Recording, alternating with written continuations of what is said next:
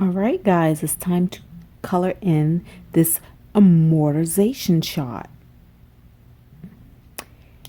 And I told you guys before that I ordered an official chart, an official schedule from my bank, and it did come in.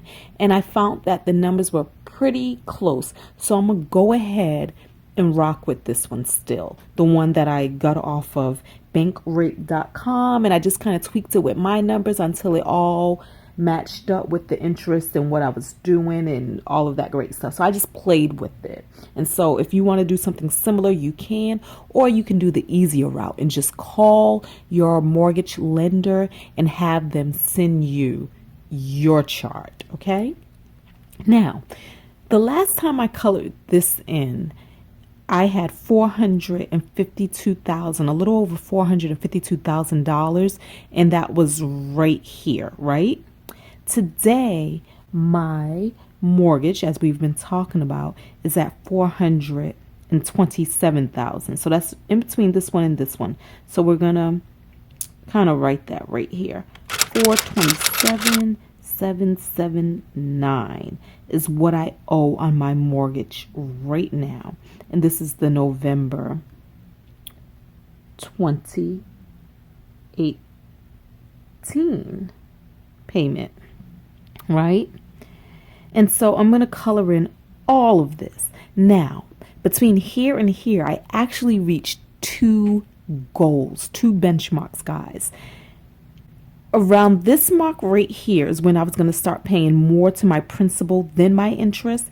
And as of today, that is where we are, y'all. I am now paying more to my principal than I'm paying to my interest. This payment of $3,100, not the extra that I paid, but out of the $3,100 that I paid, $1,178 went to the interest. $1,188 went to the principal. So I am now officially paying $10 more to my principal than my interest. I'm so excited about that. But guys, I also reached another benchmark right here.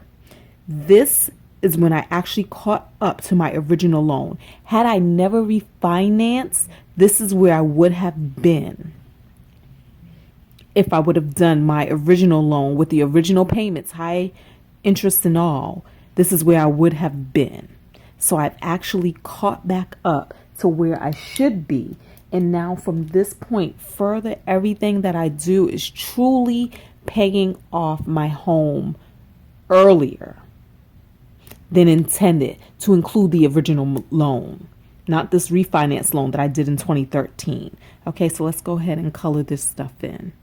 And I have so many charts because I think charts are great motivational tools. Like sometimes you need something visual to look at. So, you get to play your little games by looking at the numbers, looking at where you've been, looking at where you're going, looking at where you want to go. And I like to break my goals down in small chunks. So that it doesn't look like one big overwhelming thing. So I give myself little things to look forward to, little goals and all of that. Now that the mortgage is $427,000, my next goal is going to be to get it under the $400,000 mark. So to get into the threes. There we have it. So my next goal is going to be to get down to... My next goal is going to be right here. That's the next goal, to get to under 400,000. Okay, first of all of you people who do over your shoulder work, my hat's off to you. Yeah, I'm being super lazy right now, and I'm trying to sit on my bed. I got this thing rigged up in my lap, and I don't know, so it's probably going to shake a lot. But let me tell you what's happening. I have not colored this in for a long time, mostly because I always forget my pens, right? So now we're going to go ahead and catch up, and we're going to color this chart in. And this is my journey to $512,000 to freedom. This is where I started when I first started doing my pay off my mortgage journey, right? And I started this in March of 2016. And I'm going to fill this in And right now, 84 blocks should be colored. Each block represents $1,000. And right now, 59 blocks are colored in. So I need to catch up and do 25 more blocks. So that's going to be the outer edges. I'm going to finish up this and then 2 more on the inside. Okay. So let's go ahead and get started. Now, for the year 2019, I am thinking about switching up my mortgage payoff process, okay? Now, I know a lot of you guys have heard about like the HELOC method of paying off, well, maybe not a lot of you, but some of you have heard about paying off your home using a HELOC, right? And I really haven't had time to wrap my brain around it or do extensive research. So this morning I was looking at some videos and I think I understand the concept enough to dabble in it. Now, what I was trying to do was search for videos of actual real life people who've actually used the method. What I found was like a bunch of real estate investors and a bunch of people talking about the principle and the theory, but not necessarily anybody who said, hey, I paid off my home using this method. Let me tell you my story. So I may have to be what I'm looking for. And when I say that, that means that I don't plan on going hard, like getting a whole $427,000 home equity line of credit. I don't even know if they do it that big, but maybe doing something like $50,000 or $25,000. Yeah, I think $25,000 feels good. Get like a $25,000 home equity line of credit. Oh, I might have to get more than that. I'm thinking about my income, because technically you're supposed to deposit your whole paycheck into the line of credit and then pay your bills from there. So I don't know. I'm thinking because I have a pretty high income, I probably should get something that's a little more comparable to my income. So maybe $50,000. Get a $50,000 line of credit, right? Dump the $50,000 onto the house, like pay like a $50,000 payment to the house. And then you work to pay off your $50,000 line of credit. Usually the home line of credit, in a lot of cases, you can use it in your bank account. So if, for instance, I can go with the bank I already have, get the line of credit and make it my checking account. And so when I get paid, my paycheck will go directly to that account. And it looks as if it's a payment to my line of credit. However, because it's a checking account, I can then write checks or use debit card or whatever to pay my other bills. Pretty much doing the same thing I'm doing now, which my other bills would mainly be like a credit card bill and that sort of thing, because I would still live a credit card lifestyle. And again, I'm flirting with this idea out loud with you guys as I colored this chart in. Why they say the home equity line of credit works is because right now your interest on your mortgage is compounded daily, right? So that's why it looks like when you pay your mortgage, you have this high interest that you're paying. With a home equity line of credit, the interest is a simple interest, so it's not compounded daily in the same way that the mortgage is compounded.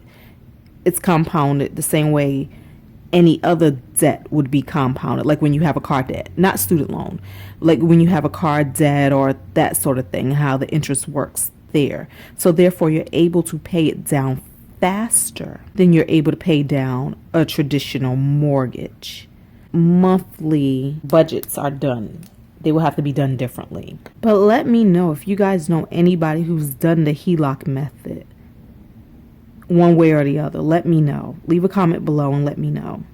I will have to probably introduce a new debt line to you guys, which would be the HELOC, and kind of introduce the strategy and what I'm doing and that whole thing. I don't know. It sounds kind of fun to me. I like things that sound fun. I like playing with money. I like playing with different strategies. And I feel like, and I think I'm leaning back toward the 25,000, because I feel like if I find that it's not working, $25,000 isn't a whole lot in the big scheme of things. Like I can pay that off in no time. And the other thing about this is with the home equity line of credit, it's like a credit card. You don't have to use it. So you can have it open, it could be there, and it doesn't have to be used. But if you try to use it using the strategy, it might can make a difference. And I'm thinking because I will only do the $25,000 to $50,000, so I will still pay my mortgage as I'm paying it, like my $3,100, like that will still be done. Yeah, maybe it's a good experiment because that way, and I like real life experiments. I like speaking from experience rather than theory. So that way, if I play with 25,000, we can see like exactly what did I pay in interest? What did I save in interest? What are the real life cases? What's really going on with the numbers? Especially being that I can't seem to find what I'm looking for online. I have to create what I'm looking for. Thank you guys for helping me make up my mind. You guys are so awesome. So excited. But I love investment strategies. I love strategies with money. I don't know anybody like in my real life who's done this journey or been on this journey.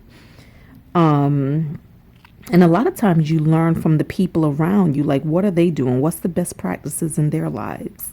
And so sometimes when you don't have that up close and personal or somebody that's, talking about that or obsessed with that, you can become a late bloomer. It can be something that you adopt later on in life through.